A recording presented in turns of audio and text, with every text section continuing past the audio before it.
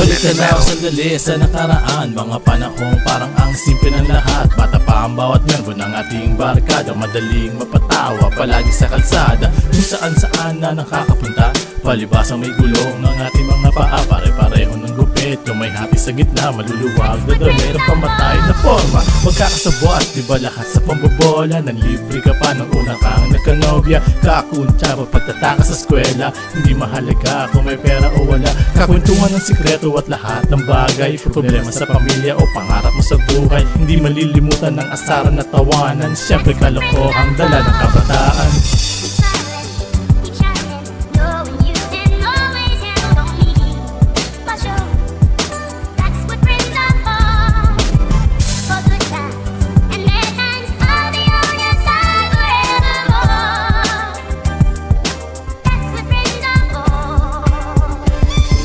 Nakitang magsayaw ang iba't ibang kulay, tapos sa basketball si Momo nang mahusay. Sa kalayaan may kainan sa dahon, kasama ka bang nagpunta ng Antipolo? Bago pa lang noon sina Eric at si Cel, uso pa ang pager, bihira lang ang cell.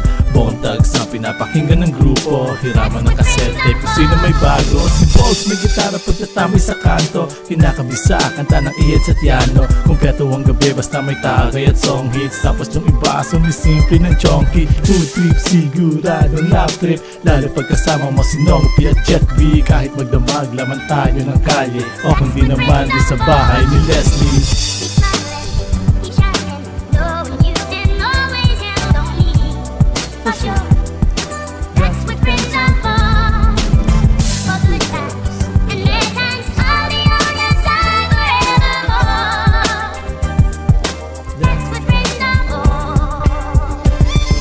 Lumipas sa mga taon, ang dami na nagbago, magmula sa lugar hanggang sa buhay ng tao. Parang kailan lang, wala pa kaya sa mundo. Sino ang mag-aakala na magiging ganito? Nadagdagan ng edad at responsibilidad, kung noon puro laro lang, ngayon dapat maabilidad.